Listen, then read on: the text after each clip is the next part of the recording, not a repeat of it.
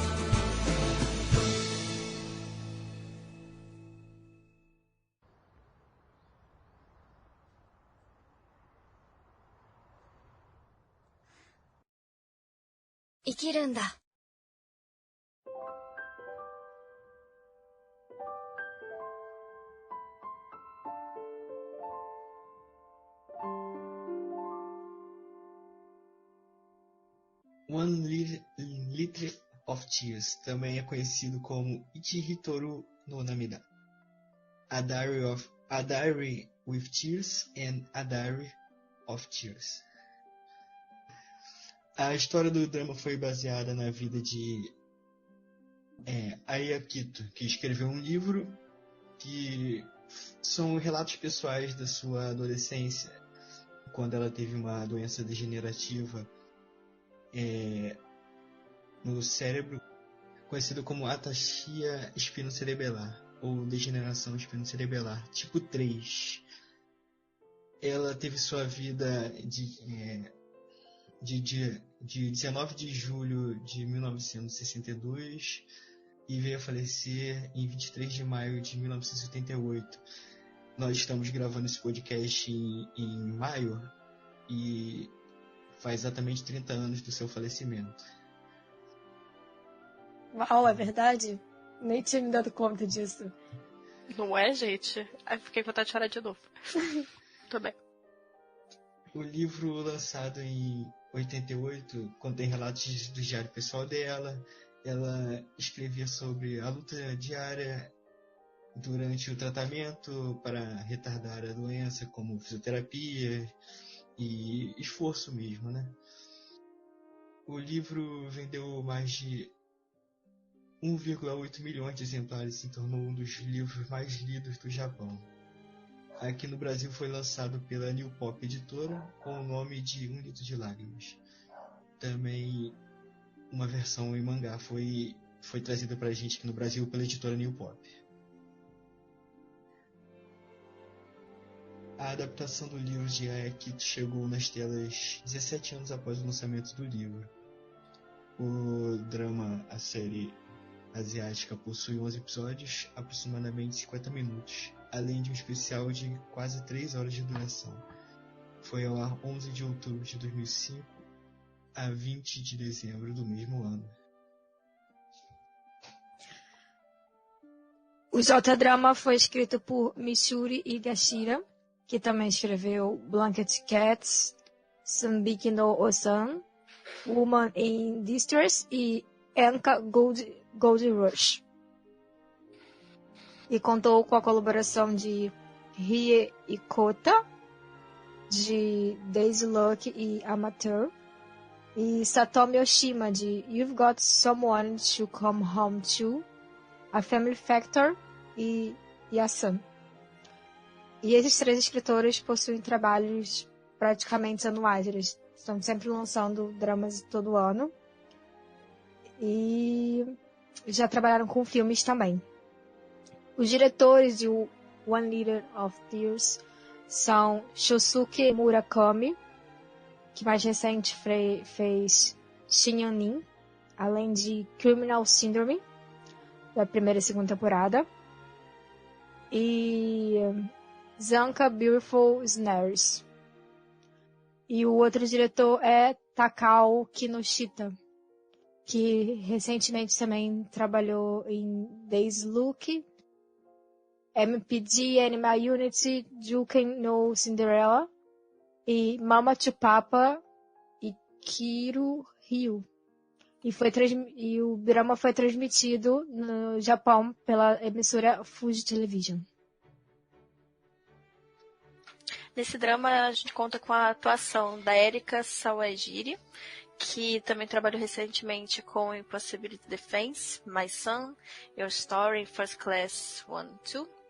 A Erika também, ela fez uma interpretação tão boa, assim, tão magnífica nesse drama, que ela foi convidada para estrelar um outro drama também, sobre uma personagem que tem uma doença incurável, e que se chamava Ta Ai Yo no Uta, o nome do drama, né?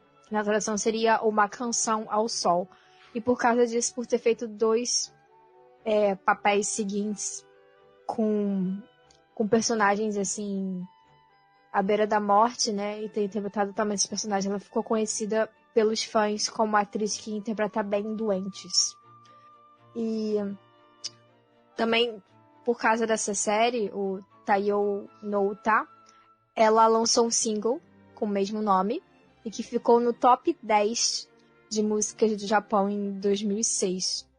O que nunca havia acontecido antes na história do Japão, nesse caso, né? De um ator ir tão bem profissionalmente como cantor. Sim, a diferença entre esses 2 dramas é que o Nito de Lágrimas já é uma história real e o mais recente que ela fez depois já não seria, mas não dispensa. É mesmo? Tu conhece esse? Eu não cheguei a ver esse. Eu não cheguei a assistir, só dei uma pesquisada. Ah, tá. Gente, e ela mita na atuação, né? Teve Demais. horas... Nossa, teve horas que eu achei que realmente ela tava passando por aquilo. Que atuação boa. Ela manda bem mesmo. Muito. Uma coisa legal que quando as pessoas me perguntam se eu vejo doramas... quando eu falo para as pessoas que eu vejo dramas asiáticos, né? Que eu prefiro esses do que novela brasileira hoje em dia... me perguntam se eles trabalham bem. Eu falo, gente...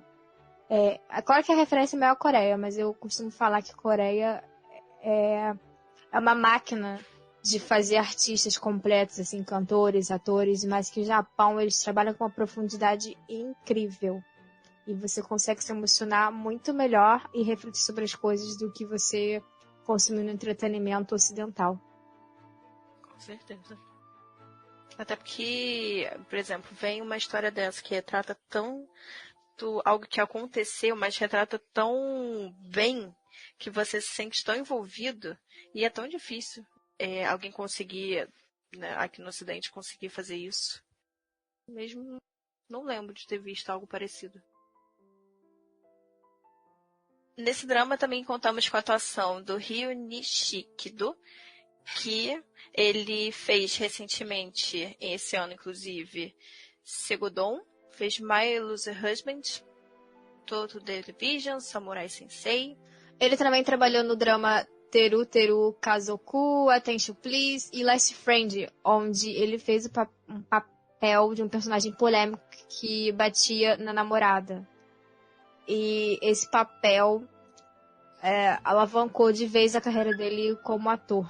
Mas ele também não é só ator, ele também é cantor. E antes de fazer One Liter of Tears, ele pertencia à boy band News. Mas ele saiu dessa banda e atualmente ele toca com a banda Kanjani 8. Temos a Hiroko Yakushimaru, que fez Unnatural, esse ano inclusive. Fez The Ghost Frog, Fathers, Baseball, Brainiacs. Enfim. Tem também Riku Narumi, que fez What's Your Perfect Way to Eat Fried Eggs, que eu ri com o nome, mas tudo bem. Eu também. Né? Miu Tsukushi Hyorishu, Retake, Ten Dark Woman e Candy House. Também tem Yuma Sanada, que fez Shin Yushu in the Room, Ghost Mama Sousa Sen. Me lembrando, gente, que a gente não sabe falar bem não, tá? Então, se alguém que entende e sabe falar direitinho, tá escutando, desculpa, tá matando a língua japonesa. Né? Todas as línguas asiáticas a gente vai matar aqui com vocês. A gente tenta o nosso melhor, tá? Mas ninguém aqui é profissa. Tudo bem. Também temos Ai Miyoishi, que fez Edson Mother, fez Our Love Song e Tepan Shoujo Akanel. E Takanori Jinai, que fez Tazura na Kiss the Movie, que é o em High School Campus, e Propose, que foi ao ar 2016-2017, ou seja, bem recente. Fez Samurai Hustle Returns, Over the Lover's Memory também. E tem também o ator Naohito Fujiki, que fez a série Haturo no Hiraki, The Last Cop, Priceless, Last Cinderella, e ele fez a primeira adaptação do mangá Hanayori Dango, que é um filme de 1995. Ele fez um dos protagonistas, o Hanazawa Rui. E também fez participação no filme Hanayori Dango de 2008.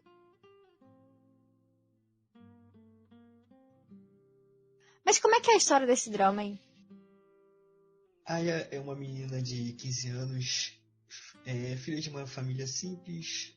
Seu pai, Mizu, possui uma loja de tofu. Sua mãe, Shioka, é higienista.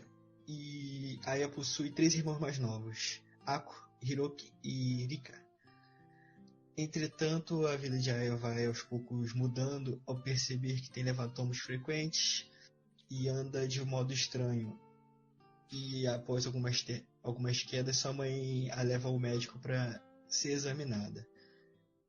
Ao parecer um simples cansaço ou se torna algo bem grave, Aya tem a doença degeneração espinocerebelar, como falamos antes, uma doença que deteriora o cerebelo gradualmente até o ponto que o doente não consegue mais andar, falar e escrever. E a doença afeta a mente de uma maneira que ela continua consciente, sabe tudo o que está acontecendo ao seu redor, mas não tem controle sobre o corpo. A partir daí começa uma luta desesperada da sua família e amigos para confortá-la. E ela, com a ajuda de todos, tenta retardar ao máximo o avanço da doença. É uma luta muito difícil e que a gente acompanha nesse drama. Junto com ela, sofre junto, passa por tudo isso junto, é muito legal. É porque no início a Aya é uma estudante assim exemplar, né? Ela é aquela garota esforçada, ela é boa nos esportes, ela é boa em tudo. Eu vejo, assim, ela é a base dos irmãos também por ser a filha mais velha. Aí eu vejo uma coisa que eu acho que não seja só para a sociedade do Japão, mas acho que da sociedade em geral, assim, mundial. Que parece que as mães têm é claro, tem um carinho por todos os filhos, tem um amor por todos os filhos, mas às vezes o mais velho tem aquela coisa especial por ser o primeiro, sabe? Por ela ter aprendido a ser mãe com o filho mais velho. Eu não sei se vocês pensam a mesma coisa que eu. Se vocês veem assim também. Tem vários lugares, né, que fala que não pode ter filho preferido, mas no fundo acaba tendo. Pode até não ser o mais velho, né? Mas acredito que tenha isso. Uhum. Não sei dizer, quando eu tiver filho eu volto aqui e respondo. Né? Então, eu acho que a mãe da Aya, assim, ela não tem filho preferido. Mas eu acho que ela tem esses sentimentos com a filha mais velha justamente por ser isso. Por ser primogênita, por ela ter aprendido a ser mãe ali, por ela ter entendido o que é ser mãe, com uma Aya, isso tudo.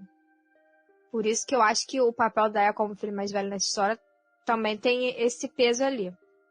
E porque ele é o exemplo, né, dos irmãos Porque apesar de ser uma estudante talentosa, né, de ser uma pessoa brilhante, ela também, sendo mais velha, ela é o exemplo que os irmãos têm a seguir.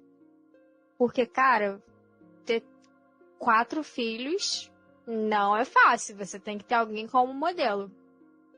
Sim. E fora que a Aya também é tão gentil, é tão esforçada, que ela mesmo se ela não quisesse, ela ia se tornar um exemplo para os irmãos. Porque se olhar, ela é a mais gentil, é a que mais ajuda os pais. Então, quando tem essa reviravolta, um baque foi ainda maior. Ela não é só um exemplo para os irmãos, mas também foi um exemplo para muita gente no mundo inteiro. Exatamente. Ela levou essa gentileza não só para a família, mas para todos. Isso que é tão legal. A história mostra isso, né? E o oposto da Aya tem justamente o Haruto Asu, que é o protagonista do drama, né? Que ele é totalmente fechado, às vezes ele parece ter uma pessoa arrogante, assim. No início, parece que ele não tem nem amigos no colégio, mas a gente vê que ele, sim, ele interage com os garotos lá. Que, na verdade, ele nem queria entrar pro colégio, né? Ele entrou pro colégio por causa da Aya. Que ele acabou sendo obrigado a fazer para o colégio. Ele não queria, ele ia desistir, mas a Aya meio que o obrigou, assim, diretamente, né? A fazer a prova. Essa cena é muito legal. Muito mesmo. Assim. E muitas questões que envolvem o ambiente familiar dele e traumas do passado. Que a gente acaba entendendo depois o porquê dele ser assim.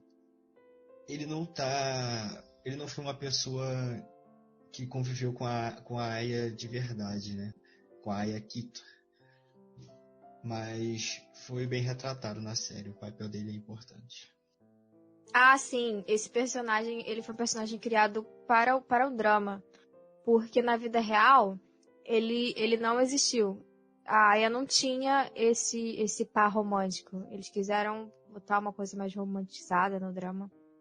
Mas a verdade é que o Haruto, ele foi inspirado em um amigo que visitava a Aya com frequência. Uhum. Mas ele nunca foi o par romântico dela, nunca teve esse interesse na vida real. Por isso que ele não existe. Eu acho que devem ter colocado ele como par romântico na série pra talvez deixar um pouco mais leve, né? Mais... Não sei, gente. Porque no final ficou até pior, ficou até mais triste. Eu não sei lidar, cara. Sério. Eu tô bem, continuando. Aí um papel fundamental na base familiar da Aya é a mãe dela, né? Que é a Shioka Ikuchi. Ela é higienista, ela é enfermeira. E uma coisa curiosa é que ela foi tão importante na vida real, né? Pra Aya de verdade, quanto pra Aya no drama. Porque, assim, o pai dela, né? No drama, o Mizu, ele basicamente não existia na vida real. Ela não tinha essa aproximação com o pai. Eu não sei direito se eles eram separados, enfim. Então a mãe que segurava tudo, a mãe que estava sempre ali do lado dela. Caramba, não sabia disso. Também não. O pai dela, ele não tinha uma loja como no drama. Na vida real, o pai dela era salariado e não era tão importante na vida dela. Quem a criou sozinha, basicamente, foi a mãe, que foi a pessoa que tinha a maior presença na vida dela do que o pai. É como se ele não existisse no núcleo familiar. E eu não tenho muita informação, assim, do que é. Minhas pesquisas não chegaram até aí, então eu não sei se eles eram separados. Mas ele é vivo até hoje. Entendi. Mas que atriz, hein, cara? Quando você vê as cenas dramáticas com a mãe, você vê o olho dela enchendo de lágrima aos pouquinhos. Eu ficava bobo com isso. Essa mulher é muito boa.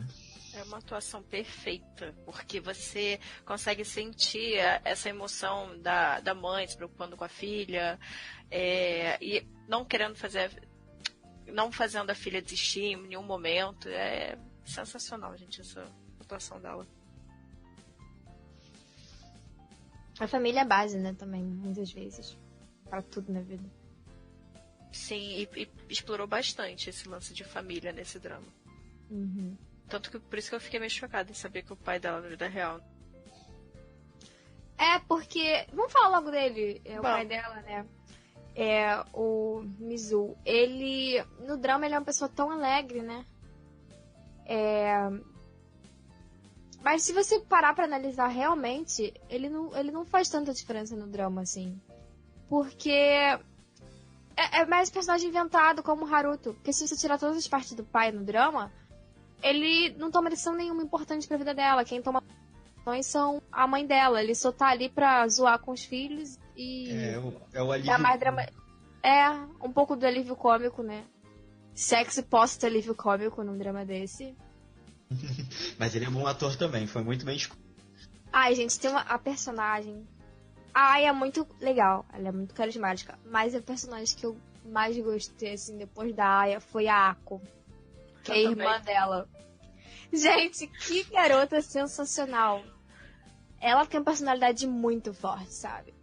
Ela é muito diferente da Aya, porque ela não é tão gentil, na verdade. Ela é bem rude. E ela fica discutindo com o pai o tempo todo. E ela chama a atenção dos irmãos e tal. E nossa, ela é sensacional, a garota. Eu acho ela bem parecida com o pai. Sim! Ela é muito parecida com o pai. Eu acho que tem até algum momento que eles falam sobre isso, né? Aham, tem. Eles comentam isso na série, que ela é parecida com o pai e tal. Tem uma brincadeira que o pai fala, você puxou quem e tal. E eles vivem discutindo, né? A Hako e o pai. Vivem discutindo. Mas no final eles sabem que eles são muito parecidos. E eu gostei muito da evolução também da Ako na história. Porque ela começou bem assim, totalmente alheia, não gostava de se esforçar, tipo, gostava mais de brigar, essa coisa toda. E quando viu a irmã nessa situação, ela começou a se empenhar mais, se esforçar. E eu achei isso muito interessante. Acho que ela foi uma dos personagens mais surpreendentes, assim, no drama. Pois é. Mas os membros da família Cute não terminam aí, né? A Aya também tem 2 irmãos mais novos. É o Rick e a Rika. Gente, a Rika é muito fofinha. Gente, ela é tão bonitinha. Eles dois não têm tanta importância, assim. Talvez o Hiroki mais pra uma parte lá que retrata a visão da sociedade, né? Em relação a pessoas doentes. Mas eles, em geral, não têm tanta importância. Agora, quem tem mais importância é o Dr. Hiroshi Mizuno, que é o neurologista responsável pelo caso da Aya. É ele, inclusive, que mostra o caminho, né, para os pais, mostra o caminho para a Aya. E eu acho muito curioso também que ele se mantém firme por causa da firmeza da Aya, por causa da firmeza dos pacientes. O doutor, o interessante dele é que ele já passou por isso antes, né? Por ele ser médico nessa área e toda a questão dos pais tratarem a filha, né? No caso de contar ou não contar, quanto demorar para contar, toda a experiência dele como médico, de já ter passado pelaquela situação antes, é muito interessante, é muito legal mesmo. Inclusive, ele relembra, né, uma situação que ele passou e que não foi tão boa quanto da Aya. Uhum. Tem mais personagens? Alguém lembra se tem mais? Tem o pai do Haruto, que é o Yoshifumi Asou. Ele é médico também lá no hospital, acho que ele é o diretor do hospital. E ele é contra o relacionamento do filho dele com a Aya. Relacionamento que eu digo pode ser tanto amizade ou namoro. Ele preferia que o filho não se apegasse tanto, porque sabe do final trágico que ela poderia ter. Coisa de pai, né? Só quem é pai entende. Eu não sei se ele é diretor do hospital, não. Ele é diretor. Ele é diretor? Eu achava que ele tinha um cargo alto, mas eu achava que ele era diretor do departamento, não do hospital. Acho que ele é diretor. Ah, ele também é uma pessoa muito rígida, né? Porque ele fica cobrando, ele fica em cima do Haruto o tempo todo pra que tá pressionando o filho pra que o filho se torne doutor também. É aquele tipo de pai que quer que o filho siga os passos dele. Só que claramente o Haruto não tem interesse nisso, ele tem interesse na vida dos animais. O Haruto e o pai também passam por uma história triste, que eu não vou falar o resultado, quem assistiu o drama vai saber. Mas o relacionamento deles é bem explorado.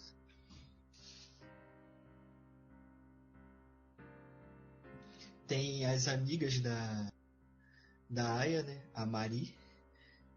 E eu acho que a outra é Saki. Que tem uma cena muito boa com elas na escola. Que quando todo mundo abre o coração e fala na verdade o que está sentindo em relação a Aya, é algo muito emocionante. Muito legal. Essa cena foi de cortar o coração. Vamos falar mais pra frente. Exatamente, por isso que eu calei minha boca. Então, gente, pra quem não sabe, tem umas coisas curiosas sobre esse drama também. Por exemplo, em 2005, antes do J-Drama ser lançado, foi realizado um filme com atores diferentes. Houve uma tentativa de colocar o Diário da Aya nos cinemas, mas na verdade não deu muito certo. Outra coisa que aconteceu também foi que o Diário da Aya, na vida real, foi completado pela mãe dela e pela irmã. Porque no drama, mostra pra gente só até a parte que ela escreveu. Mas se vocês pararem pra analisar, ela já estava bem debilitada na escrita ali.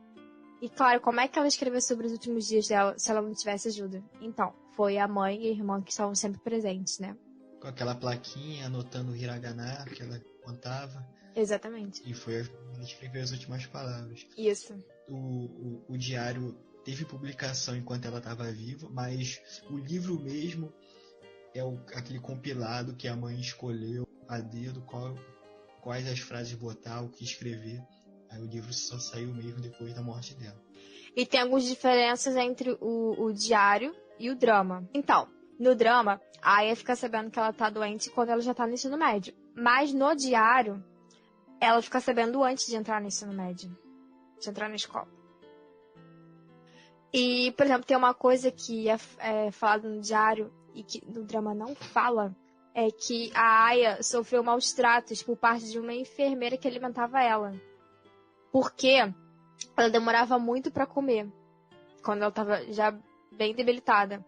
Só que essa violência não foi mostrada no drama. Cara, podia ter mostrado, né? Talvez seria muito triste e pesado, mas... Sim, a mãe não largou o emprego, ela continuou trabalhando e não podia ficar tomando conta da Aya o tempo inteiro. Mas ela tinha dinheiro pra pagar pessoas pra cuidar dela, cuidadoras. Aí deve ter sido numa situação dessa aí que aconteceu. É. Fiquei sabendo também que o ator Ryu Nishikido, que interpretou o Haruto Asu, ele doou parte do salário que ganhou no drama para a investigação da doença degeneração espinocerebelar. Vocês sabiam disso? Esse cara é bom, hein? Já tinha gostado dele, agora então. Ele fez sua parte. E outra coisa curiosa é que o drama ele se tornou um grande sucesso por onde ele passou, principalmente nos países asiáticos, né? E ele teve milhares de fãs, por exemplo, em Hong Kong, na Indonésia, Taiwan, Malásia. E, inclusive, devido a este sucesso, a emissora RCTI da Indonésia desenvolveu uma série chamada Buku Harian Naila, que significa o Diário de Naila. Teve 15 episódios E além de ter um nome muito parecido com a nossa protagonista, Aya, também mostrou muitos detalhes semelhantes na trama. O que fez a emissora de TV Fuji do Japão processasse a emissora da Indonésia por plágio. Caraca.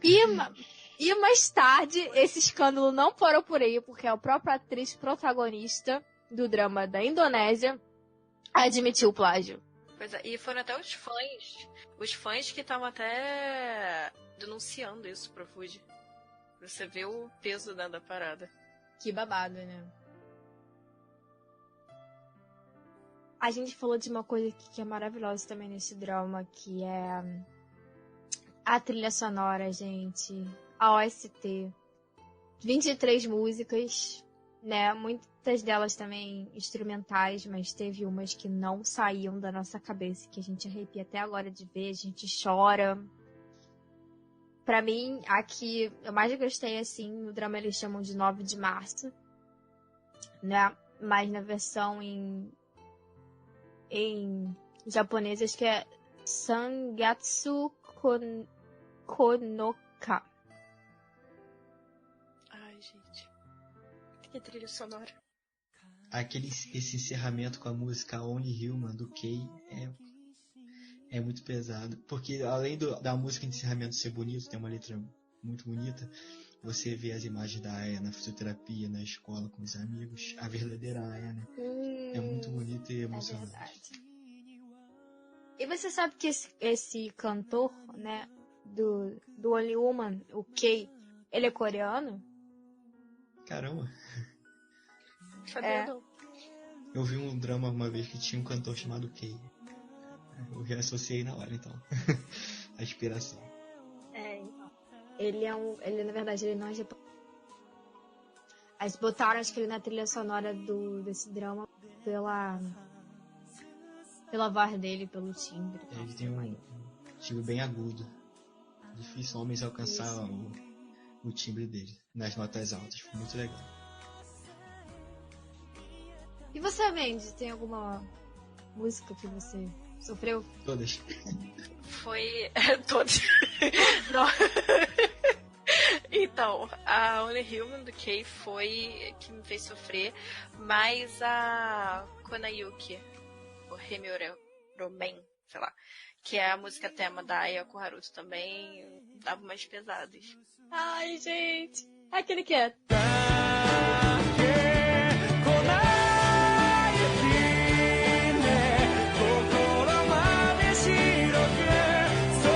Essa mesmo. Gente, a música não para de tocar na minha cabeça. Eu tô aqui lutando contra 1 litro de lágrimas. Tá quase caindo.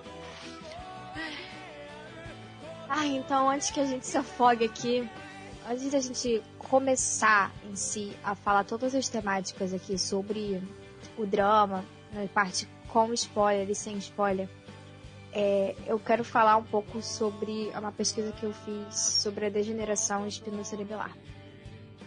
Vamos lá. Eu tenho alguns dados aqui, algumas coisas que eu acho legal, até para a gente se manter informado, né? Já que a gente está falando de um assunto tão sério.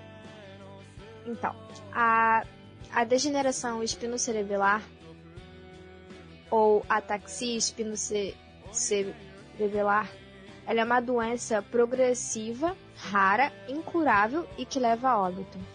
A cada 100 mil pessoas, 4 ou 5 são afetadas. Ela possui diferentes quadros clínicos e pode ser hereditária ou adquirida por envenenamento de metais pesados, álcool, drogas e doenças do sistema neuroimunológico ou metabólico. Tanto os sintomas como a idade do aparecimento da doença variam de acordo com o quadro clínico da pessoa. E no caso de portadores da doença, os sintomas podem aparecer entre os 10 e 70 anos de idade, mas normalmente se manifestam em torno dos 30. Por isso que ela é uma doença tão difícil de tratar.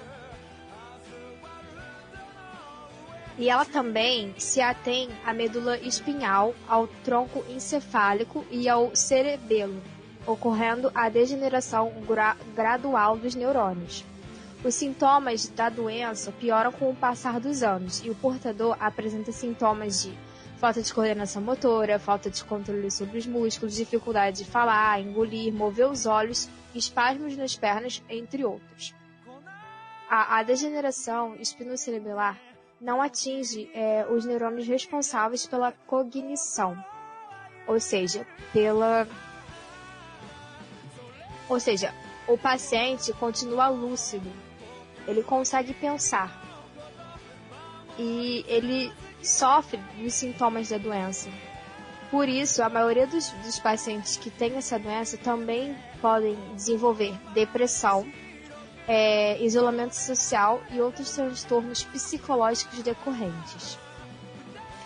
A expectativa de sobrevida média dessa doença é de 21 anos e pode ser alterada com medidas fisioterápicas, fonoaudiológicas, psicológicas e o devido acompanhamento médico da doença. Feito por uma equipe multidisciplinar, lógico, né? E para os casos em que a pessoa tem rigidez muscular, uma saída pode ser o uso da toxina botulínica. E por essa doença também ser parecida com o mal de Parkinson, os medicamentos usados para o Parkinson podem amenizar os sintomas da degeneração espinocerebelar. Aqui no Brasil, o lugar ideal para você procurar ajuda assim, para diagnosticar, né, e tratar dessa doença é nas universidades públicas, porque geralmente são essas universidades que fazem essas pesquisas. Aliás, no Drama também, o hospital que a Aya é tratada é um hospital universitário. Aqui no Brasil, a Unicamp, por exemplo, já realizou estudos com portadores da doença espinocerebelar. E existem também lugares como a Associação Brasileira de Ataxias Hereditárias e Adquiridas, que organizam encontros terapêuticos voltados tanto a pacientes como familiares e atuam como verdadeiros postos de informações referentes à doença. Como essa doença é muito rara, quase não há caso aqui no Brasil. Mais recentemente, o que muitas pessoas não sabem é que um famoso ator chamado Guilherme Caram foi vítima dela. E por causa disso também, ele adquiriu depressão.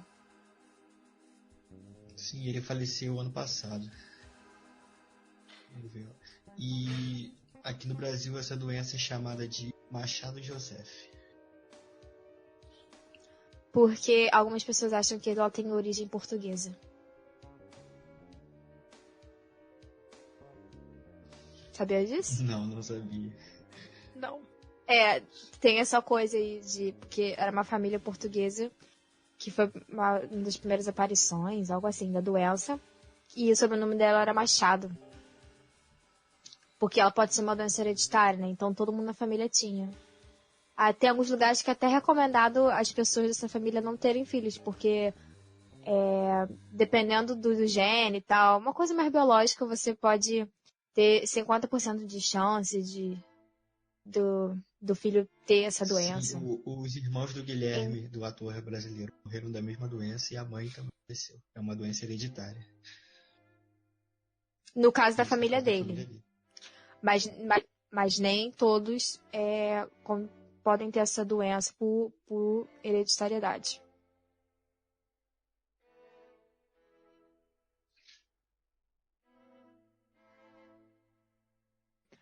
Gente, a história da Aya, que a gente vê retratada no drama, é uma história tão emocionante e cativante, que talvez o peso dela não esteja na tristeza da situação da Aya, e sim na forma como as pessoas lidam com a doença da Aya.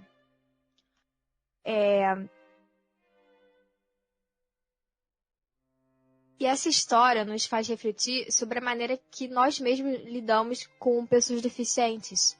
E a pouca importância que a gente dá a coisas simples na vida, como respirar e andar.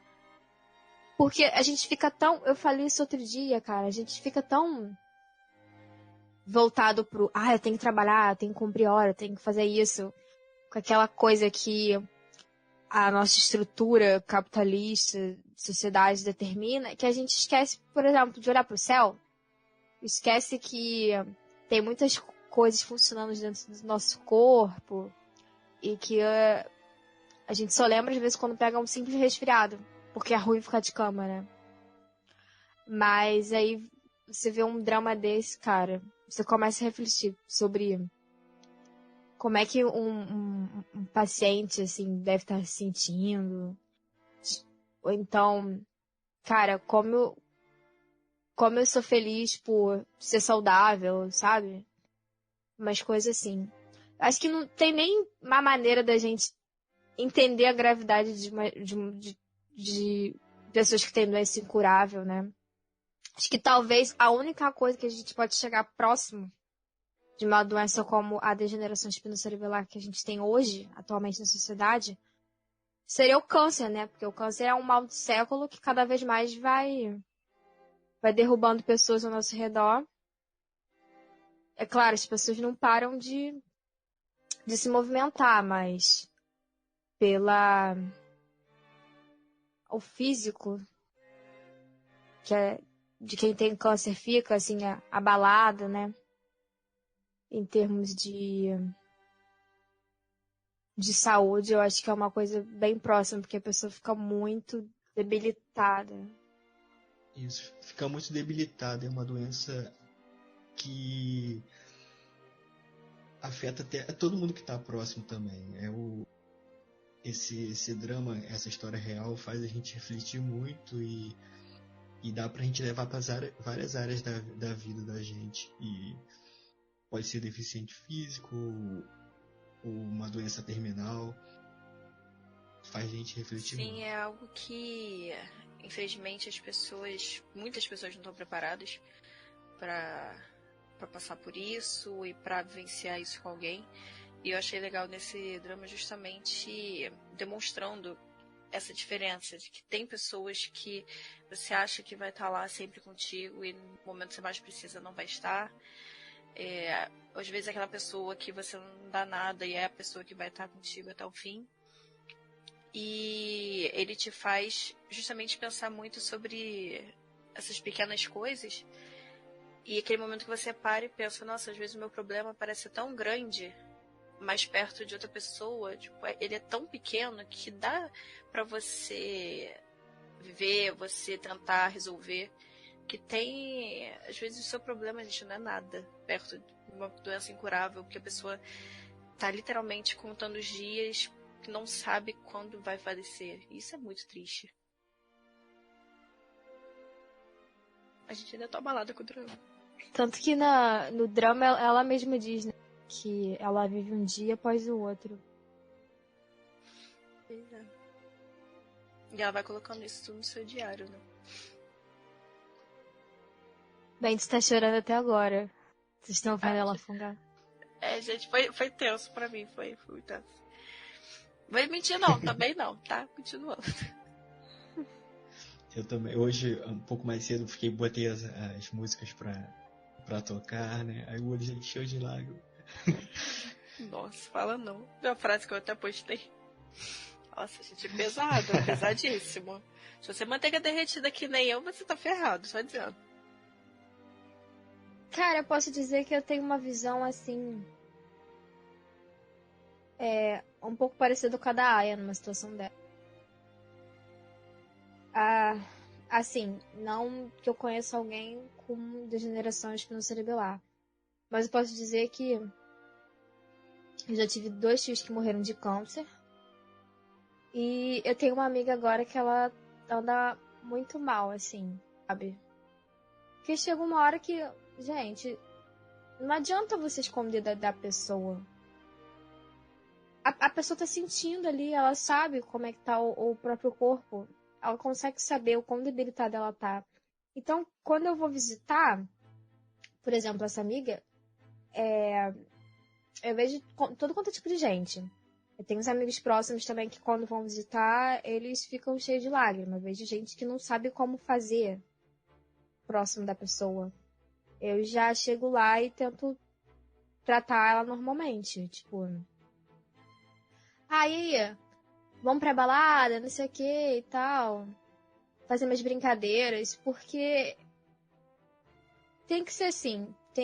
Você tem que tratar a pessoa de maneira normal, sem baixar o nível de inteligência dela, assim, tipo, lembrando que a pessoa ainda pensa, por mais que esteja debilitada, ela ainda tem consciência, ela tem uma maturidade já. Não é tratar a pessoa como uma criança, entendeu? Tanto porque, assim, já tá sofrendo. Então, acho que você tem que falar de coisas, às vezes, amenas. Você tem que ser um pouco mais alegre, um pouco mais espontâneo perto da pessoa. Pra que ela, em algum momento ali, ela esqueça daquela situação, sabe? Trazer o máximo de alegria possível. Exatamente. Cantar com ela, tenta fazer a pessoa dançar, sei lá, alguma coisa assim. E eu acho que isso que a Aya passa um pouco também, sabe? E eu tenho esse pensamento. É porque, assim, eu acredito que a pessoa, quando ela tá doente, qualquer doença que seja, ela não precisa de alguém que esteja chorando e a faça chorar ou que fique com pena. Ela precisa de força. Então, cabe a você o quê? Você pode estar sofrendo, mas deixa isso de fora pro momento e tenta trazer felicidade para essa pessoa. Às vezes ela só precisa disso, ela só precisa rir, esquecer que tá doente, ela só precisa ser tratada normalmente, como sempre foi. Acho que esse é o maior erro de, digamos que 90% das pessoas achar que a pessoa tá doente e ela tem que ser tratada totalmente diferente.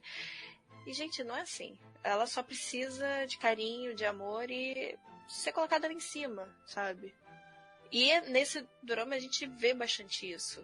Que essas pessoas ao redor dela, a família dela, fazem questão de tentar agir com naturalidade em todas as coisas.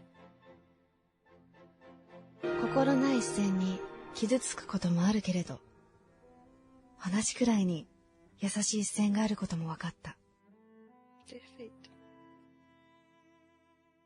E tem uma coisa muito interessante também, que é o que o drama retrata, que acho que falta muito hoje na sociedade, que a gente até mencionou isso aqui um pouco anteriormente, é sobre você se colocar no lugar da pessoa. Porque muitas vezes, em muitos momentos, ela passa assim na rua, né, a Aya, aí as pessoas olham assim, estranho pra ela, então, olha aquela garota deficiente, ou então não fala nada, só olha e sabe que ela é diferente, que ela tem algum problema, que ela tem alguma doença. Às vezes nem é porque a pessoa tem alguma doença, sabe? Mas só porque a pessoa é diferente de você. Coisas como... vocês já viram como é que as pessoas na rua olham pra pessoa, por exemplo, que tem nanismo, ou que é albino, por exemplo? Uma coisa assim, sabe? Nossa, é ridículo. É ridículo, mas é isso. É porque muitas vezes ninguém se coloca no lugar do outro. Tem que pensar também, cara, ela tá passando por essa doença, deve estar difícil pra ela. Por mais que ela não mostre. Tipo, com albinismo eu nunca vi, tipo, esse tipo de tratamento, mas com nanismo sempre tem o pessoal que fica rindo e tal. O povo ri até de quem tem vitiligo, por exemplo. Tipo, são coisas, gente, que você não tem por que ficar assim. Acho que o que falta na vida das pessoas é assim, olhar pra sua própria vida e ter um tanque pra lavar roupa, porque não é possível. É muito tempo livre pra ficar falando da vida dos outros, gente. Eu fico revoltada com essas coisas. Eu dou graças a Deus, assim, por ter estudado no colégio onde eu estudei, porque eles misturavam, assim, alunos, então lá tinha gente albina no colégio, sabe? Eu estudei com um colega de classe meu que era cego. Ele tocava violão maravilhosamente, Caramba. sabe? A gente chegou a fazer uma apresentação junto numa aula de espanhol, ele tocando violão e eu cantando com os amigos. E eu adorava ficar ditando pra ele o que estava escrito no quadro, porque a gente tinha que digitar e escrever, né? Pra ele poder fazer as anotações dele em braille. E aí eu adorava fazer isso, porque é essa experiência, né, de você ter um olhar diferente, de olhar pro próximo, ver como o outro vive, né? E aí, Que menina no exemplar. final, eu lembro que ele ensinava, chegou a ensinar pra gente como é que era lá os furinhos, porque eles não são aleatórios, e ele me deu um alfabeto em braille. Nossa, acho legal. Muito legal. Eu estudei no colégio com uma menina que eu não lembro qual era a deficiência, mas a perna dela, ela não dobrava, não andava, então ela era cadeirante. E ela era bem querida, mas sempre tinha alguém que olhava meio torto e tal. E eu lembro que nessa escola, ela é muito grande, e a prédio que eu estudava era, tipo, 3 andares.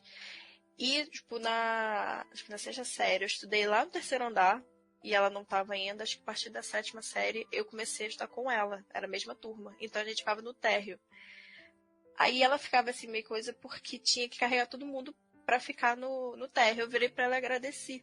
Ela me olhou com aquela cara, tipo, por quê? Eu falei, cara, você tem noção que você poupou ter que ficar subindo tanta escada toda hora? Ela ficou toda felizinha, né? Eu te agradeço eternamente. Inclusive, eu quero continuar estudando contigo toda a série. Né? Às vezes é um simples comentário que você faz de boa, tipo, muda o dia da pessoa, sabe? Então, eu acho que falta muito isso. Eu acho que falta esse amor ao próximo. Eu acho que o mundo perdeu esse amor ao próximo. Isso é complicado. Eu tenho mania de fazer uma coisa. Tem gente que fala que é meio perigoso. Mas, assim, às vezes eu tô numa fila de algum lugar, ou sei lá, no ponto de ônibus. Eu, do nada, começo a falar com a pessoa que tá do meu lado. Nem que seja tipo, olha o céu azul, ou que horas tem, sei lá. É uma coisa minha. E aí eu faço inconscientemente, mas eu botei na minha cabeça que eu faço isso, que é pra dar um dia melhor, às vezes, pras pessoas, porque é aquele ditado, né? A gente nunca sabe o que o outro que tá do seu lado tá passando. Mas aí, às vezes, você só sorrir e falar bom dia, já muda a vida de alguém. É, com certeza. Eu confesso que eu, na minha adolescência, eu sempre fui bem fechada e passava a impressão de ser até mal educada, enfim. Mas crescendo eu fui melhorando um pouco nisso. Não que eu fique falando com pessoas assim, né? Mas às vezes a pessoa me olha, tipo, a pessoa me dá um olhar, nem que seja torto. Eu olho pra cara da pessoa e dou um sorriso. Tipo, a pessoa chega e fica desconcertada, porque eu já olho pra ela e dou um sorrisinho, tipo... Quebra a pessoa na hora. Na hora, tipo, você quer me olhar torto, tô sorrindo, a pessoa, tipo, ih, quebrei, pronto, segue a vida. Eu acho isso tão legal, cara, porque às vezes, penso justamente isso, às vezes a pessoa tá tendo um péssimo dia, vem um estranho sorrir pra pessoa e a pessoa acaba dando um sorriso. Tipo, né, eu acho isso legal. Então, conforme eu fui envelhecendo, eu fui colocando isso no meu dia a dia. E eu não sei porquê, as pessoas devem me achar simpática. Então, onde eu tô parada com o fone no ouvido, a pessoa para pra falar comigo.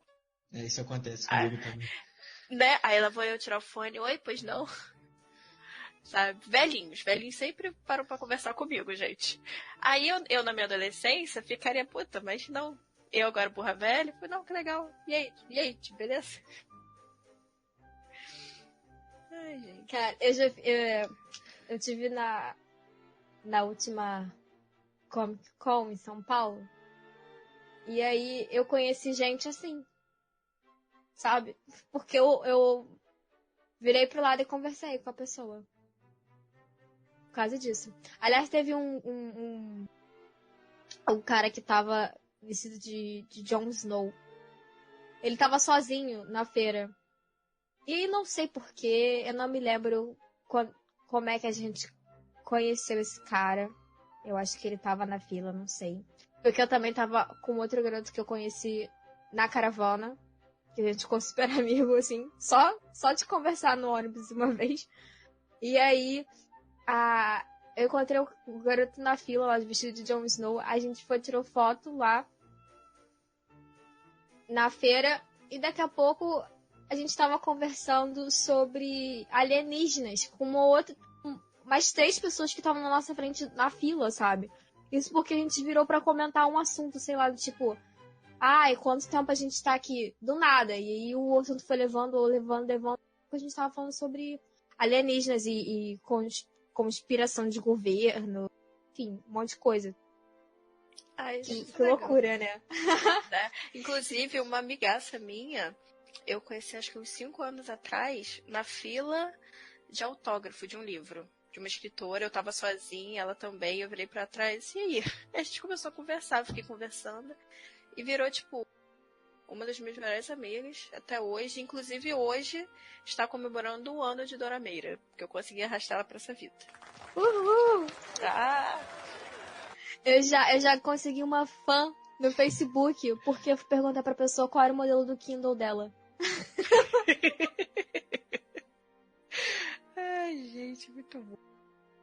Então, por isso, é muito legal, sabe? Não é só você da outra pessoa feliz.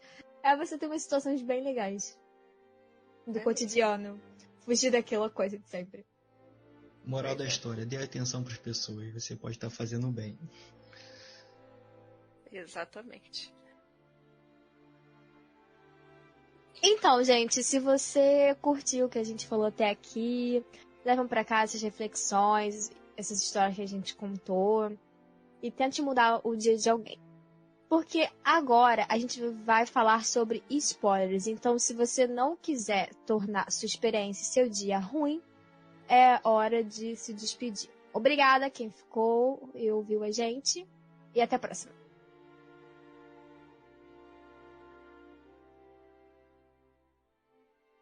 Agora a gente vai falar do drama One Liter of Tears com spoilers. Se você está ouvindo aqui, você está colocando sua experiência em risco, ou então você já viu o drama e quer saber mais nossa opinião sobre as cenas. Eu quero citar aqui uma frase que não foi dita pela Aya. Na verdade, foi dita pela colega de turma dela, assim que ela entrou na escola de deficientes. A garota fala uma frase que eu acho sensacional. Ela fala assim, ó.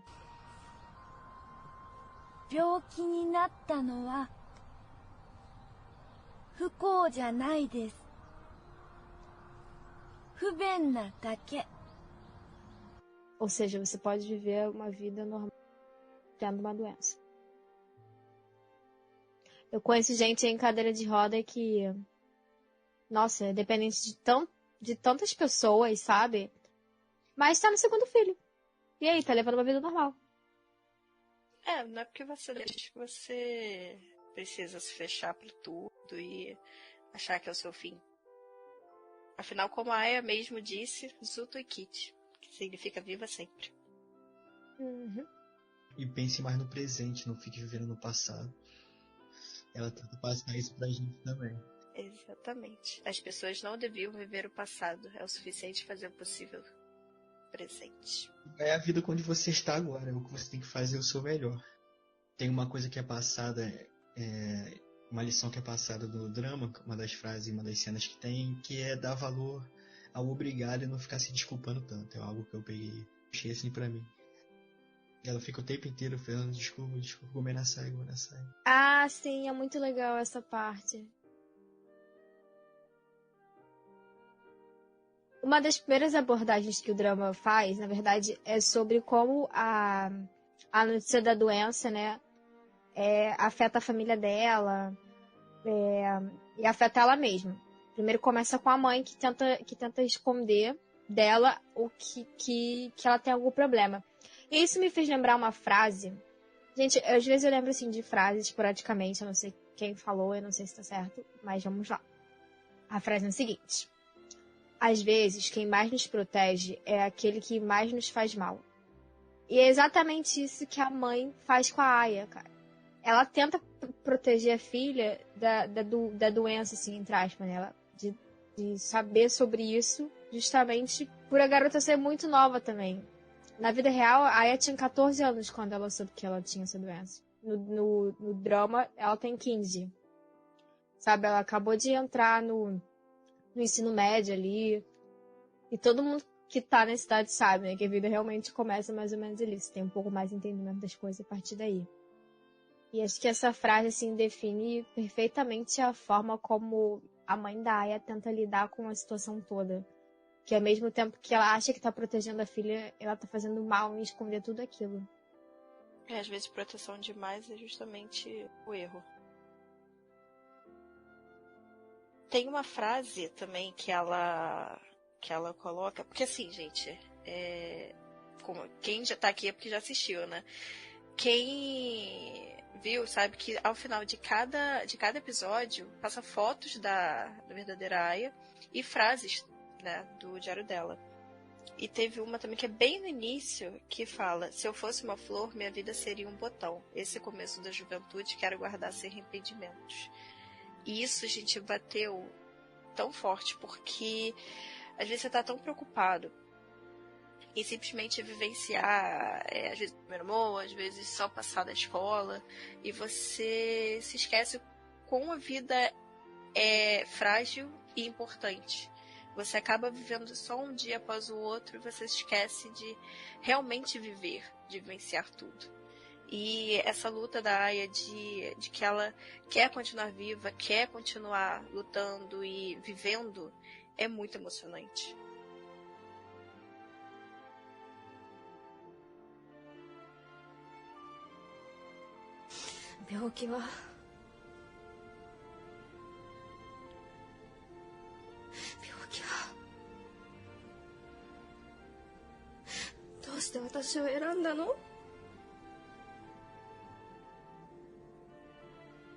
Gente, isso também eu já vi bastante gente assim que estava doente meio que se pergunta isso.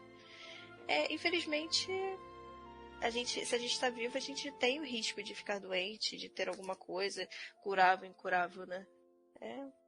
Afinal da vida de todo mundo é morrer, gente. Não tem jeito. Se a gente tá aqui, a gente vai morrer algum dia.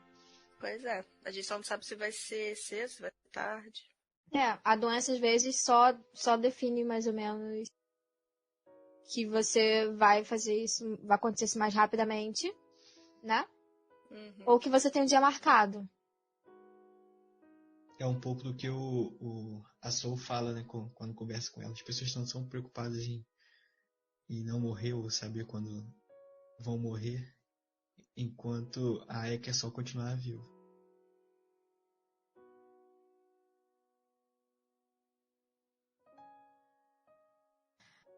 Piedade, dó e preconceito são sempre rodeados pelos terceiros. Mas se a família está bem, não há motivo de se preocupar. Talvez o maior problema seja a incapacidade do enfermo. Ao mesmo tempo que Aya quer se sentir viva e útil, as pessoas piedosamente tentam ajudá-la, sem saber que isso a faz se sentir mal.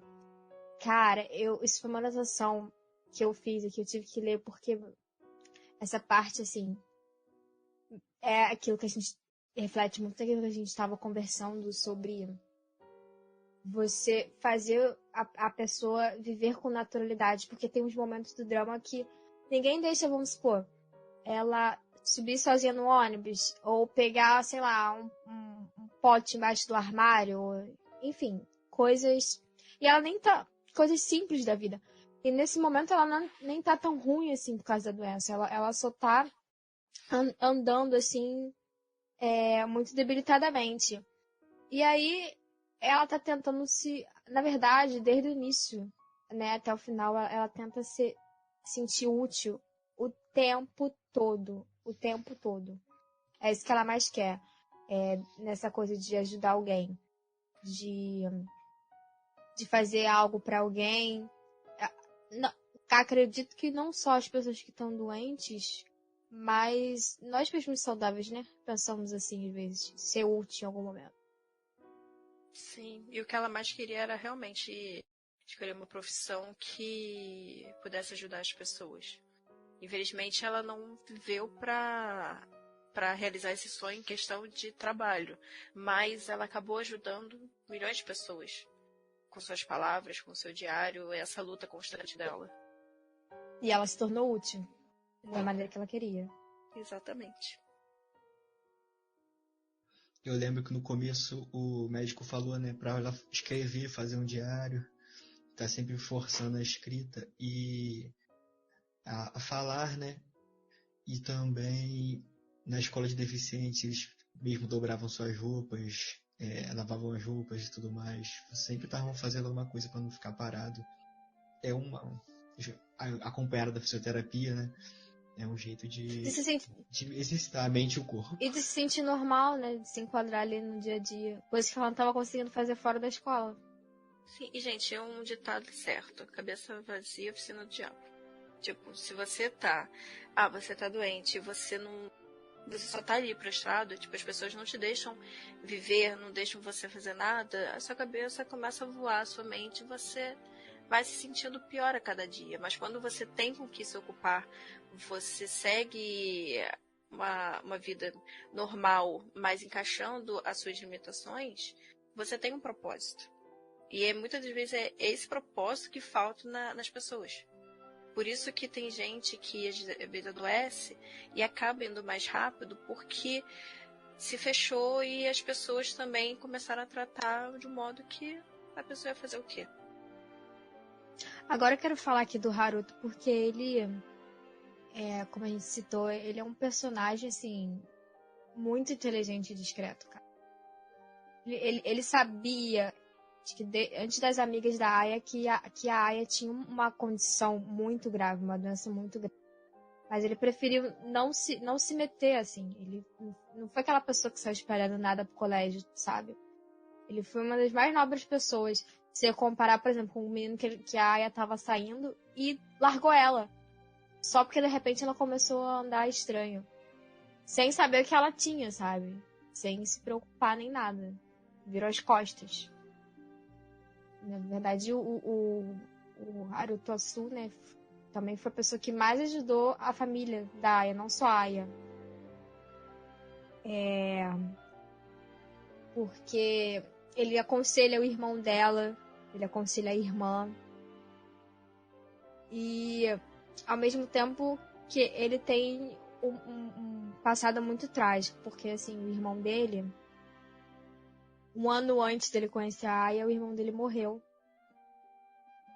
E foi isso que causa os conflitos dele com o pai, porque ele tinha um irmão como modelo, assim, e o irmão era médico também. Na verdade, estava estudando, né, para ser médico. Que era o que o pai queria que ele fosse. E ele teve que pegar essa herança do irmão de ser médico. Só que ele não queria sofrer essa pressão dentro de casa. Eu acho muito interessante que não era uma pressão que tinha dentro de casa. Era uma negação dele, do Haruto, do interior dele. E que ele começou a entender melhor com a presença da Aya. E até entender melhor aquela frase que ele cita de... as plantas e os animais já sabem quando vão viver e quando vão morrer. Por que os humanos ficam evitando isso, né? Adiando. Então, o Haruto descobre o porquê aos poucos. E ele se torna esse personagem muito complexo. Pô, bota complexo nisso. Imagina o que tava passando na cabeça dele, meu Deus. Pois é, e eu acho que ele retrata bem esse lance de... Às vezes você só sabe quem realmente se importa contigo nessas horas tão trágicas, né? Porque ela, no caso da Aya, gostava do garoto e quando ia talvez ter algum relacionamento com ele, descobriu a doença e ele logo, sem saber até o que ela tinha, só porque ela começou a andar estranho, o cara vai e chuta, não quer mais saber. E isso acontece muito na vida real, porque tem gente que só quer estar lá nas horas boas e não nas horas ruins. E acho que isso também é uma das coisas que mais piora. Talvez uma pessoa que descobre uma doença e vê que o seu companheiro ou um amigo até vira as costas nesse momento que o que ela precisa é de um apoio. Eu acho legal que esse drama ele retrata todos esses pequenos problemas que uma pessoa doente acaba tendo que passar. Eu não diria problema, eu diria fases, né? Porque você passa por várias fases, assim. Tem a própria aceitação da família, a própria aceitação, até o começar os olhares das pessoas e essa revelação de quem realmente é seu amigo. Boa, são fases. É. O problema é quem tem é os outros, né? Que vira as costas. Né? Aí o cara mal sabe que perdeu a grande oportunidade de ter vivenciado tanta coisa legal com ela. Que nem ela, mesmo doente, ela conseguiu colocar o Haruto nos eixos. A ponto do próprio pai reconhecer isso. O pai queria que o Haruto se afastasse dela. E fala, cara, meu filho regrediu. Eu achava que era melhor pra ele não se relacionar com essa garota, mas ele regrediu. Não tem mais nada que fazer. E aí, quando eles voltam a se aproximar, ele dá pra ela o presente que ela mais queria. Que era ser útil pra alguém. Sim. Preciso confessar que quando ele leu a carta que ela escreveu pra ele, eu chorei bem mais do que 1 litro de lágrimas, tá? Ah, gente, com o drama inteiro eu chorei muito mais que 1 litro. Todos os episódios. É, eu cheguei até a comentar com você. Eu chorei muito, cara. Credo. Aí eu cheguei pro Johnny, caraca, 6º episódio, sei lá. Caraca, eu não aguento mais chorar. Ele vira, mas... Véi, ele, você chegou na metade, eu falei, mas eu não aguento. Eu falei, você nem começou ainda. Aí hoje a pessoa Brasilda, que não conseguiu terminar antes, teve que assistir, sei lá, uns 4 episódios hoje. Meu Deus, tô com enxaqueca até agora. De tanto que eu chorei. Eu chorei de soluçar, gente. Eu assisti, acho que em 2 ou 3 dias. Tudo de uma vez, maratonei assim. Porque era bem pequenininho, né? Não foi até bem fácil. Foi a choradeira total. Compartilho desse Eu sentimento. vi esse drama assim, porque, pra quem não sabe, a gente tem uma listinha, né? Pra gente fazer lá de dramas. Então, eu fui intercalando o drama, porque eu não conseguia. E eu vejo sempre à noite antes de dormir. E aí, pra não pesar, né? Quando você vai pra cama ver uma emoção forte daquela, eu vi uma coisa mais leve. É tipo ver um filme de terror depois a gente comédia. É tipo isso. Ver um drama pesado e depois ver um drama mais tranquilo pra analisar. É isso aí, pra fazer o balanceamento da coisa, né? Não é? Não, gente, é porque... É porque, assim, eu não tive tempo de assistir esse semana passada. Aí, eu tenho assistido, sei lá, um episódio mais ou menos por dia. Só que aí, faltou, né, esses 4 últimos episódios. Mas, tipo assim, se eu tiver que chorar com o drama, eu vou chorar até se eu ver meu BTS se apresentando na minha frente, entendeu? Porque se eu tô focada, eu começo a chorar. Aí aqui, né, a gente falando sobre ele, eu aqui tentando ser discreta, descendo uma lágrima. Eu não sou muito discreta, entendeu? Mas, cara...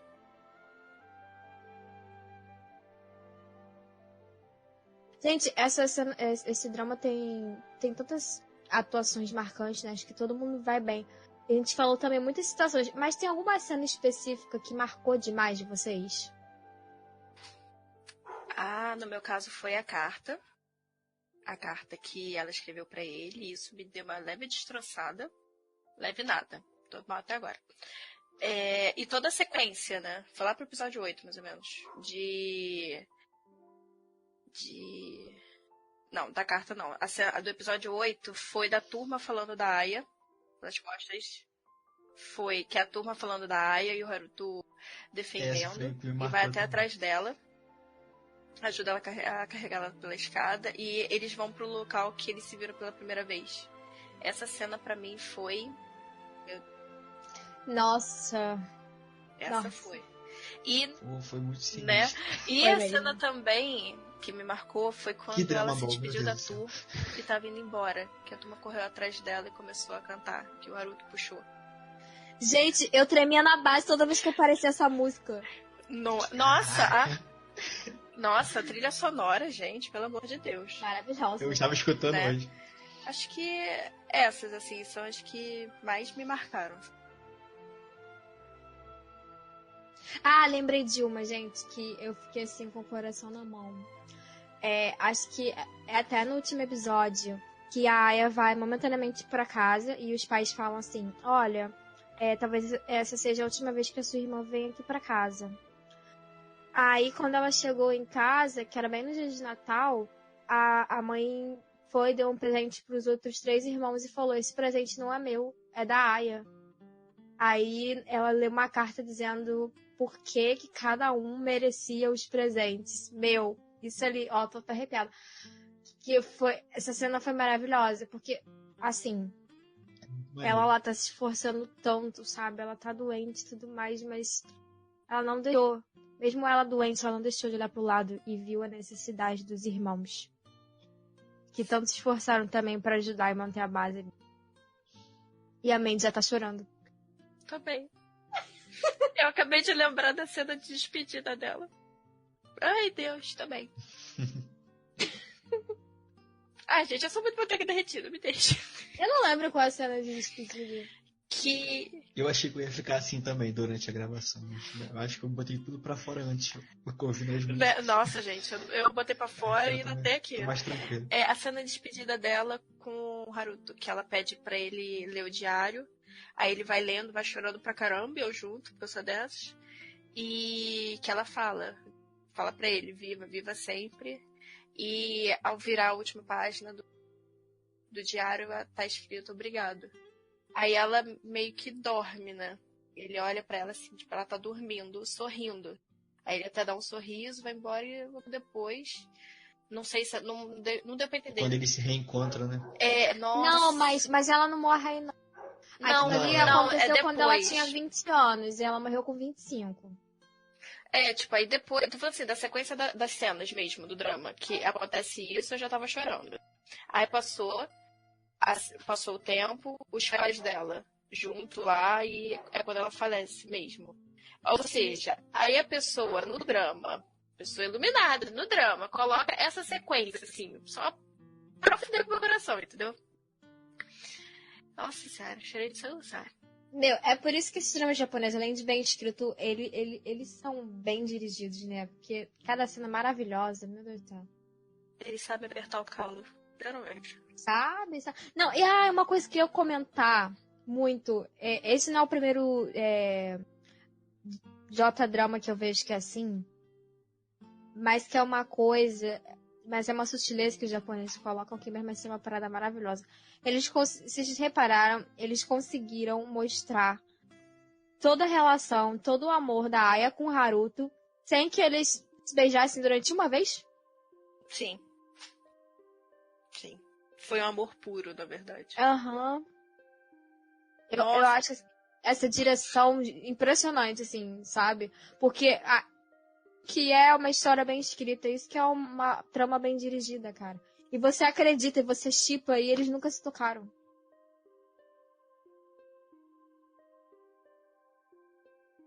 Agora, uma coisa que eu acho muito...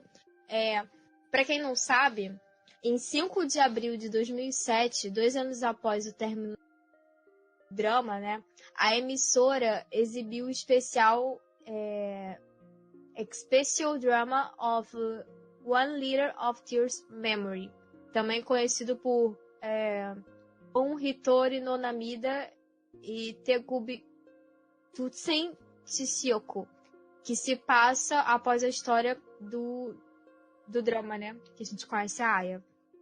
E o foco desse especial, na verdade, é o próprio Haruto, que nesse especial ele se tornou um neurologista na mesma área, né, que o Dr. Mizuno, que é a pessoa que trata a Aya. E o Haruto, ele tá tratando uma paciente, que é uma garota também, assim, adolescente, que aparentemente desistiu da vida, porque ela não tá aceitando fazer nada, ela não quer fazer fisioterapia, ela não quer tomar remédio, ela não quer nada. Mas mesmo assim, aí vendo, né, essa situação ali da garota, que tem a mesma doença que a Aya, o Haruto se aproxima dela e conta pra paciente a história da Aya. E aí passa um grande flashback, assim, como se fosse um especial pra relembrar o drama. Aí passa um flashback de tudo que aconteceu no drama, assim, com eles e tal, os melhores momentos, né? E ao mesmo tempo mostra que ele ajuda a paciente com essa história. Porque aparece várias situações, aparece os livros lá, o livro, né, com os poemas que a Aya escreveu e tal. E curioso é que a irmã da Aya, né, a Ako, ela também trabalha nesse hospital como enfermeira e assiste a cena dele contando sobre a Aya. E, assim, ela assiste escondida e ela se emociona. Porque ela tem o mesmo sentimento que a gente. Porque depois que a Aya morre, o que acontece? O Haruto ele se fecha de novo. E aí tem um determinado momento que parece que, tipo, por que ele tá ali como médico, sabe? Por que ele quis ser médico? Se ele não tava cumprindo a obrigação. Ele sabia que a paciente estava mal lá, a garota, que eu não queria fazer fisioterapia nem nada. Mas ele meio que tava... até o doutor Mizuno fala pra ele, não, pô, é tua paciente, vai lá, faz alguma coisa por ela. Ele meio que parecia que tava se lixando. E aí, de repente, ele chega pra garota e pela primeira vez ele se abre e fala sobre a Aya, sobre a importância da Aya na vida dele e tal. E é aí que a gente vê que ele desaba, né? Porque a irmã dela também, como a gente, ela ali nessa hora é o retrato de nós, espectadores. De saber que ele ainda está sofrendo. Que ele não é essa parede toda que a gente acha que ele é. Pô, que legal isso. Eu não assisti o especial ainda. Eu vou deixar pra assistir depois. Quando eu tiver mais de folga, não estiver vendo tantos os dramas pro programa. Mas eu já gostei da premissa. E quando tiver com saudade, Minutos de Lágrimas, eu vou assistir. Esse especial, na verdade, ele é assim. Ele é quase 2h30 de especial. Só que, vamos supor, dessas 2h30, 30 minutos ou 40 no máximo, são essas cenas, assim, do hospital e tal, da vida deles depois da morte da Aya. Porque o resto é tudo o flashback dos melhores momentos da série. Eu cheguei a começar a assistir hoje. Acho que eu devo ter assistido, sei lá, uns 20 minutos, meia hora. Aí eu não aguentei, tive que parar. E eu gostei muito desse especial porque, assim, quando termina lá o drama, né, você só tem essa cena dela se despedindo dele, entre aspas. Porque é claro que não foi ali que eles se despediram, obviamente. Uhum. E você só tem ali a reação, por exemplo, dos pais, né?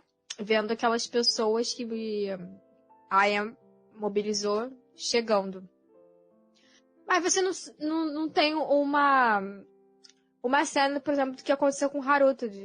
Cara, vocês não ficaram na curiosidade? Porque eu fiquei tipo, e aí? A Aya morreu, o que aconteceu? Como é que ele reagiu? Não tem isso depois, no final. Ela morre e pronto, acaba.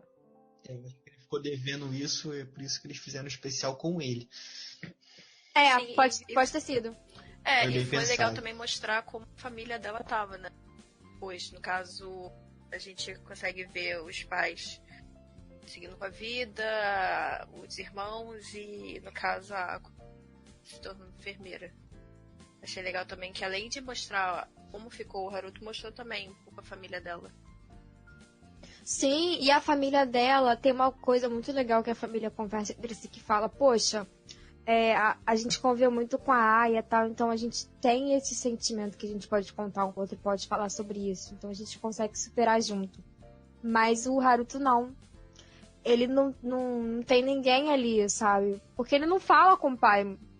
Ele não vai falar com o pai sobre a Aya. Ele guarda aquilo tudo pra ele mesmo. E aí no momento que ele fala com a paciente, é o momento que ele consegue compartilhar esse sentimento, né? E ele consegue digerir essa história. Eu não sei quanto tempo que passa desde a morte da Aya. Desse especial, né?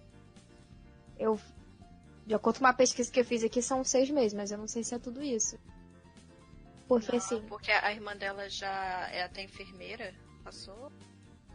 Eu acho que é mais tempo, Porque já começa com a irmã dela fazendo discurso, porque ela já é enfermeira. E fora que o Haruto também já é médico. Ou seja, acho que tem que ter passado pelo menos 5 anos, né? Passou bastante tempo, sim, desde a morte da Aya. Mas tu vê como é que ele guardou tudo, né? Pra ele mesmo. E é a pior coisa, gente, você guardar pra... E o pai dele... Aparece o pai dele também, né? Acho que o pai dele até conversa com a mãe da Aya. Comenta. nossa, meu filho só estuda, e ele parece assim que é um robô. Ele não tem mais sentimento, porque ele só fica ali no computador, não dá atenção pra ninguém. E mostra ele o tempo todo assim, olhando no livro ou no computador, fingindo que não tem nada acontecendo ao redor dele. Que é justamente isso, né? Pra distrair a cabeça, pra ele não lembrar dela. Ai, gente, como é triste a história.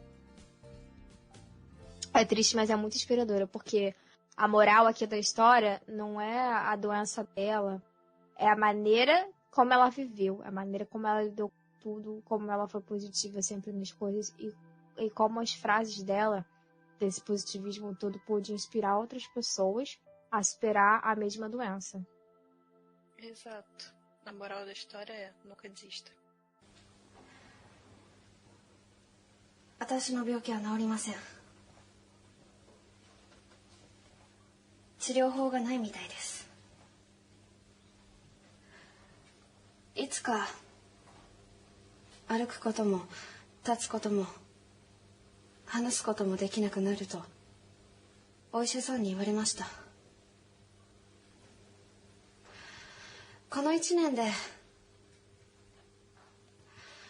当たり前にできていたことが一つ一つできなくなっていきました。病気になったせいで私の人生は壊れてしまったって何度も思いました。でも悲しいけどこれが現実です。どんなに泣いても病気からは逃げられないし、過去に戻りたくても時間を戻せないし、だったら自分で今の自分を好きになってあげなくっちゃって、そう思いました。だってこの体になってから初めて気づいたことがたくさんあるから。病気になったからって失うばっかりじゃありませんでした。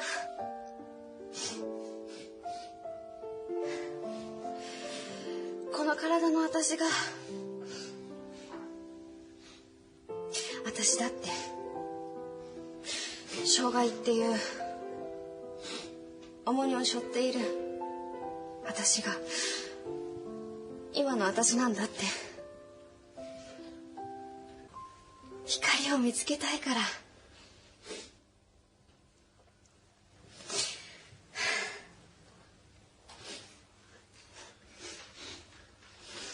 そう笑って言えるようになるまでに、私には少なくとも1リットルの涙が必要でした。Vamos lá. Notas. Antes de dar as notas, eu queria falar algumas coisas. Pode falar. Primeiramente, queria agradecer, porque a todos vocês, né, que estão ouvindo, e aos membros da equipe, a Laís e a Mandy, eu acho que se não fosse pelo programa, eu nunca ia ver esse drama. E eu estou muito feliz por ter assistido. Que mais do que uma história de superação, um litro de lágrima é uma lição de vida. E que devemos dar valor à nossa vida e deixarmos nos preocupar com coisas banais, pequenos defeitos e vaidades. Muito obrigado. Que lindo. Gente, agora eu quero agradecer ao Jory, que tá me fazendo chorar. E a Laís por ter falado desse drama pra gente assistir. Valeu, obrigada. Isso aí. Obrigada por me fazer chorar tanto. Valeu, gente. Ai, que bom que vocês gostaram. E quem tá ouvindo o podcast, veja também, novamente. Vamos às notas. Então vamos lá.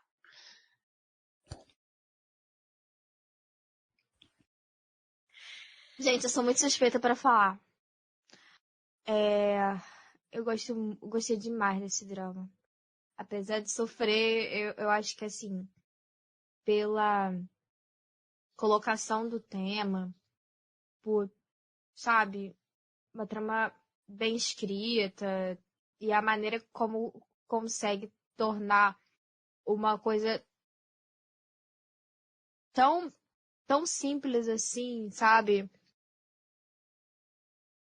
em algo tão grandioso que alcança muitas pessoas e pode fazer refletir vidas, não tem como eu não dar mais que, quer dizer, menos que 5 rachis. Eu acho que, nossa, esse drama tá no meu top favorito. Gente, eu preciso dizer que esse drama realmente eu vou levar pra vida. E eu dou 5 rachis e um pacote de Kleenex também. A minha nota também são 5 rachis. Finalmente! Eu acho que esse é meu drama japonês favorito.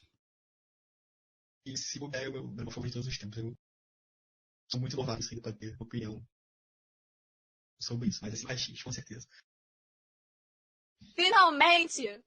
Nossa, até que fim. Gente, olha só, a gente começou o podcast há pouco tempo, mas a gente vai contar a partir de agora quantas vezes o Johnny vai dar 5 rachis. É porque eu dei 4 rachis pro Descendente do Sol. Tá? E acho que eu dei 4,5 pro Drama World. Mas o Drama World é diferente, ele não bate de frente com o Descendente, porque um é mini drama e o outro é um drama completo. Então eles não são concorrentes. Palavras bonitas pra dizer que o Johnny é chato. Né? Nossa, falou bonito. Vai falar logo, você é bem crítico. Mais fácil.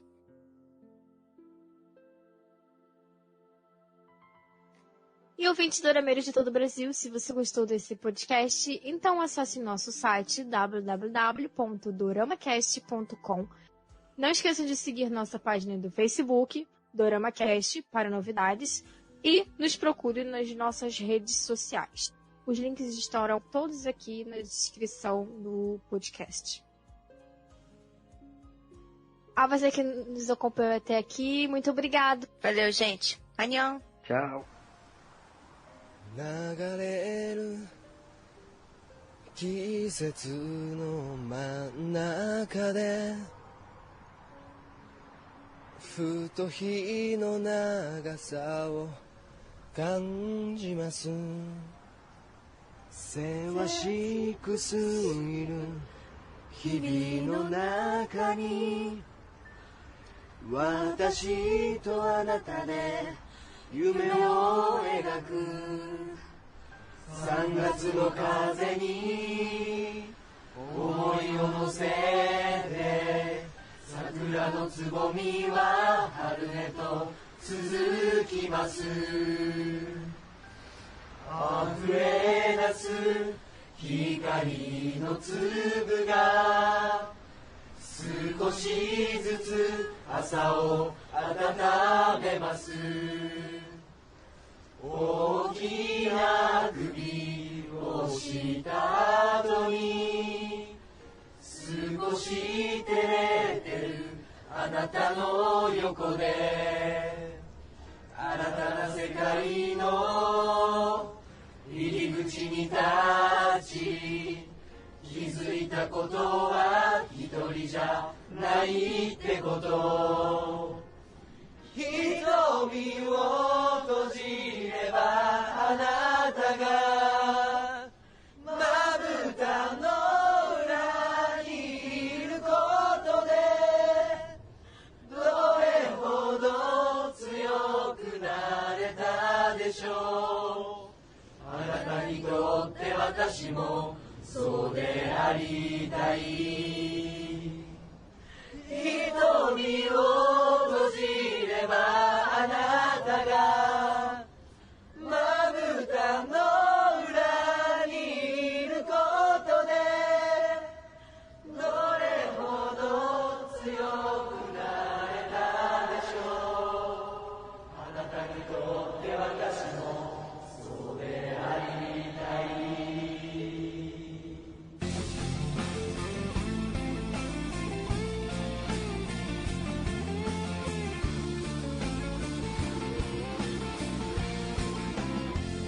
たい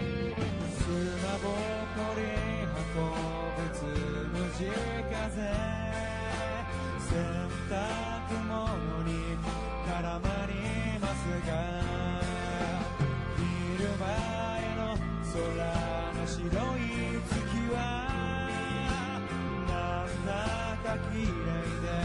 取れました。うまくはいかぬこともあるけれど、天を仰げばそれさえ小さくて、青い空は凛と澄んで、羊雲は静かに揺れる。花咲くを待つ喜びを分かち合えるのであれば、それは幸せ。この先も隣で